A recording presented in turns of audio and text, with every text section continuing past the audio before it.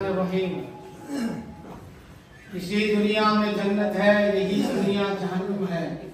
اگر اعمال اچھے ہیں تو پھر کس بات کا غم ہے؟ بھلائی کر بھلا ہوگا، برائی کر برا ہوگا۔ جگہ جی لگانے کی دنیا نہیں ہے، یہ عبرت کی جا ہے، تماشا نہیں ہے۔ ہر گھڑی محشر کی ہے تو عرصہ محشر میں ہے، ہر گھڑی محشر کی ہے تو عرصہ محشر میں ہے۔ پیش کر غافل اگر کوئی عمل دفتر میں ہے، ایک ہو مسلم حرم کی پاسبانی کے لیے۔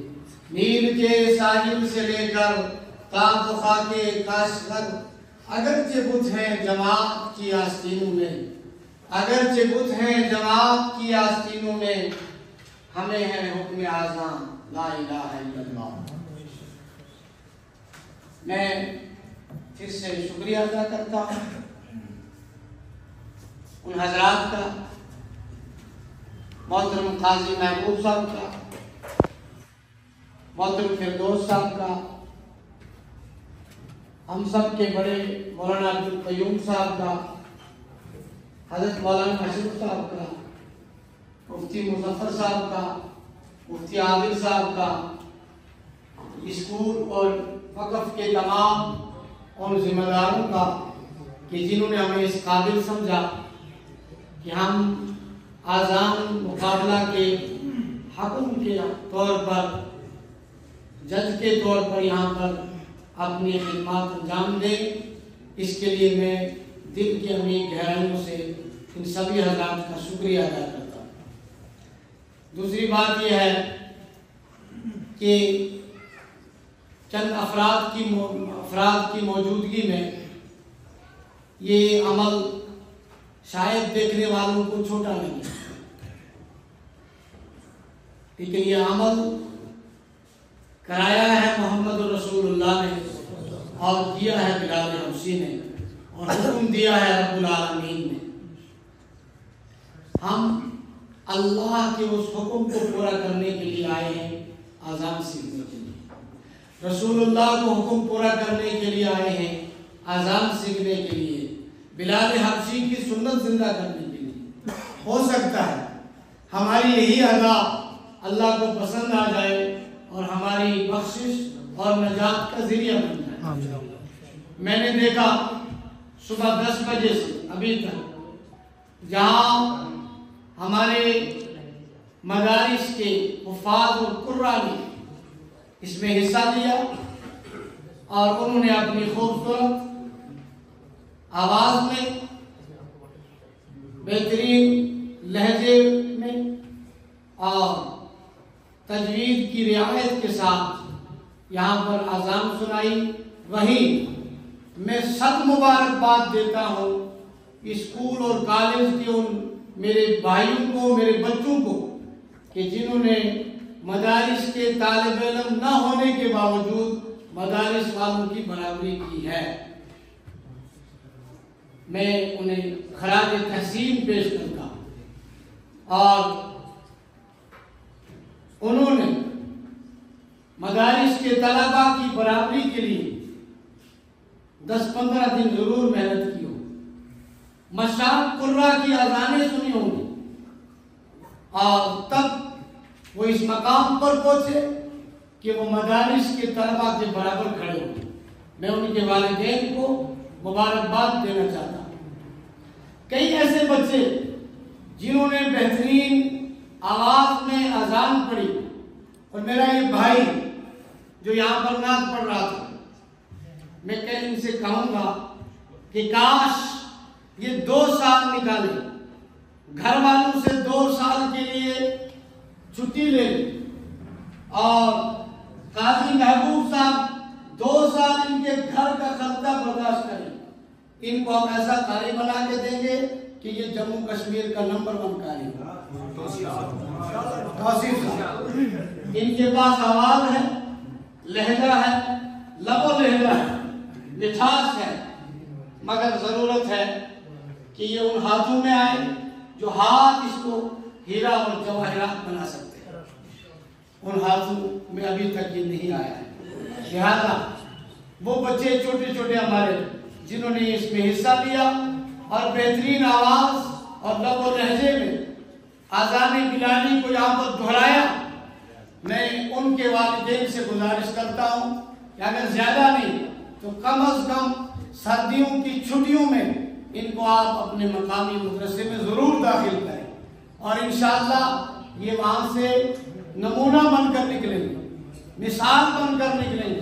یہاں موجود ہمارے اس ادارے کے سربراہ اور چیئرمین قاضی محبوب صاحب سے میں گزارش کرتا ہوں علماء کے خادم کی حیثیت سے، آپ میرا یہ پیغام فردوس صاحب تک پہنچائیں۔ میں کہنا چاہوں گا فردوس بھائی نے، قاضی صاحب نے، علماء نے مل کر ایک مثال شروع کیا کشتواڑ سے، اور یہ رکنی نہیں چاہیے، یہ رکنی نہیں چاہیے۔ آپ سینٹرل وقف بورڈ سے بات کریں اور ان سے کہیں کہ آپ کے پاس وہ یہ پیسہ ہے، یہ آپ کا اپنا نہیں ہے، یہ ہمارے اولیاء اللہ کی وراثت ہے، یہ اولیاء کی دین ہے، یہ ان کے مشن پہ خرچ ہونا چاہیے۔ آپ ان سے کہیں کہ وہ ہر ضلع میں اسی طرح اذان کمپٹیشن شروع کریں، نعت کمپٹیشن شروع کریں، قرات کمپٹیشن شروع کریں، تقاریر کمپٹیشن شروع کریں، اور جہاں ہمارے بچوں کو کرکٹ اور کھیل کی طرف لگا دیا گیا ہے، میں سمجھتا ہوں اس سے زیادہ ہمارے بچوں کو محمد مصطفیٰ کے نغمے گانے کی ضرورت ہے، نعت گانے کی ضرورت ہے۔ وہ نعت کی طرف آئیں، وہ تلاوت کی طرف آئیں، وہ تقاریر کی طرف آئیں، اور اس میں جو مزہ ہے، اس میں جو مٹھاس ہے، اس میں جو لگن ہے، انشاءاللہ وہ انہیں نہیں چھوڑے گی، وہ ان لوگوں کے ہاتھوں میں نہیں جانے دے گی جو ڈرگس اور نشہ آور انسان کش ادویات سے نوجوان نسل کو تباہ کرنا چاہتے ہیں۔ لہذا آپ میرا یہ پیغام ان تک پہنچائیں۔ قاضی محبوب صاحب، میں آپ کو مخاطب کرتے ہوئے گزارش کرتا ہوں، آپ نے صدقہ جاریہ کا مشن شروع کیا ہے۔ آپ کا اسکول دیکھ کر میں اپنے ساتھیوں سے کہہ رہا تھا یہ اسکول نہیں، یہ محمد مصطفیٰ کا مدرسہ ہے۔ یہاں آپ قرآن کی تعلیم بھی شروع کرائیں، آپ 10th تک کے بچوں اور بچیوں کو ساتھ میں ترجمہ سکھائیں، ان کو تجوید پڑھائیں۔ یہ اسلامیہ سکول ہے، یہ اسلامیہ سکول ہے، یہ ہمارے ولی کامل کی وراثت ہے، یہ ہمارے سربراہ اور اسلاف اور اکابر کی وراثت ہے، ان کی نشانی ہے۔ لہذا ہم اس امانت میں خیانت نہیں کریں گے۔ آپ امین ہیں ان تمام بچوں کے جو آپ کے پاس پڑھنے کے لیے آتے ہیں، اور مجھے امید ہے اور میں نے آپ میں دیکھا ہے، میں کہہ سکتا ہوں کہ آپ کی قیادت میں یہ انجمن فریدیہ اور اس کی جتنی شاخیں ہیں ان میں محمد مصطفیٰ کے دیوانے پیدا ہوں گے، قرآن خوان پیدا ہوں گے، سماج کو اصلاح کرنے والے سماجی کارکن پیدا ہوں گے، ڈاکٹر بھی پیدا ہوں گے، انجینئر بھی پیدا ہوں گے، پروفیسر پیدا ہوں گے، سیاستدان پیدا ہوں گے، سائنسدان پیدا ہوں گے، لیکن سب سے پہلے وہ محمد مصطفیٰ کے غلام ہوں گے۔ میں آپ سے کہتا ہوں کہ آپ اس علاقے میں محمد رسول اللہ کے ترجمان ہیں، آقا مدنی علیہ السلام کے نمائندے ہیں۔ آپ اپنے آس پڑوس کے، اپنے دوسرے بھائیوں کے ماحول میں اس انداز سے اس طریقے سے رہیں اور اپنے بچوں کو رکھیں کہ آپ کو دیکھ کر وہ کہنے پر مجبور ہو جائیں کہ یہ ہیں محمد رسول اللہ کے بیٹے، یہ ہیں محمد مصطفیٰ کے ماننے والے۔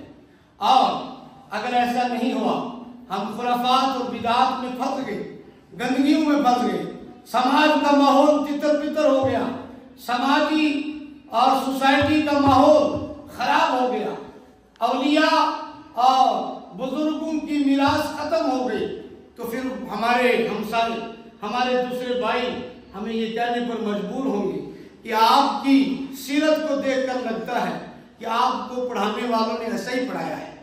اگر ہم اللہ کے رسول کے لیے کچھ اچھا نہیں کر سکتے تو بدنامی کا سبب بھی نہ بنے۔ لہذا یہ گزارشات میری آپ سے، یہاں بیٹھے 10 علماء سے میں گزارش کرتا بورڈ کو نہ دیکھا کریں، فرد کو نہ دیکھیں، میں کون ہوں نہ دیکھو، میں کیا کہہ رہا ہوں یہ دیکھو۔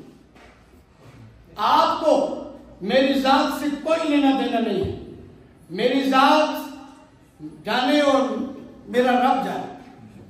میں جو کہہ رہا ہوں اگر وہ صحیح ہے اس کو آپ لے لیں، اگر وہ غلط ہے آپ اسے چھوڑ دیں۔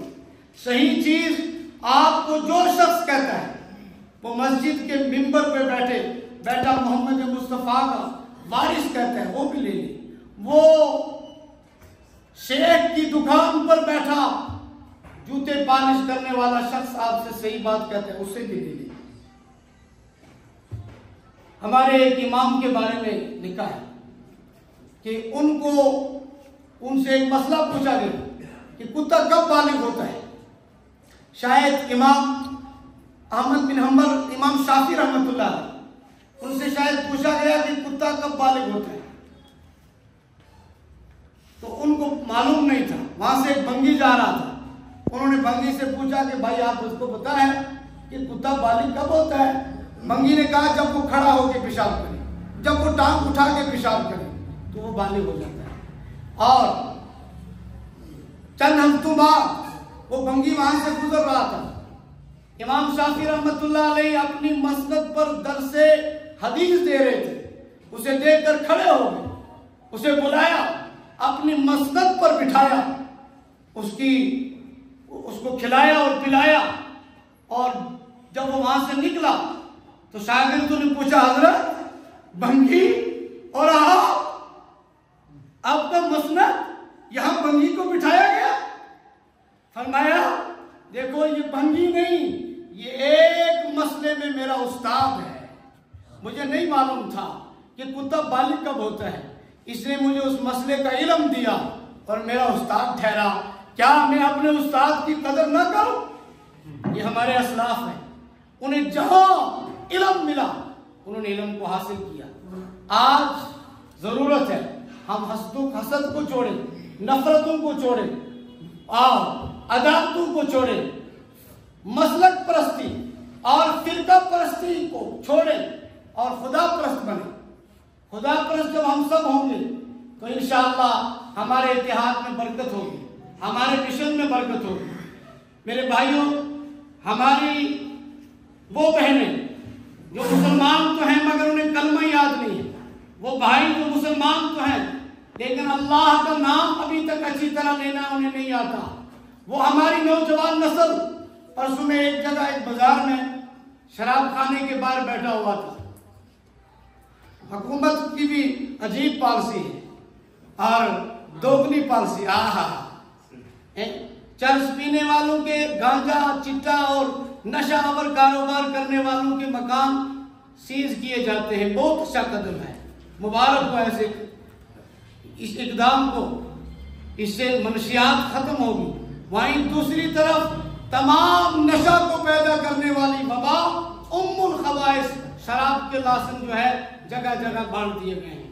میں دیکھ رہا تھا ہماری نوجوان نسل، ہماری ریاست کی نوجوان نسل جوگ در جوگ شراب خانے پر جا رہے تھے، اور اگر آپ اس دکان کے دائیں بائیں کہیں اور آپ انہیں دیکھتے تو آپ سمجھتے کہ یہ اس گاؤں کے ولی ہیں۔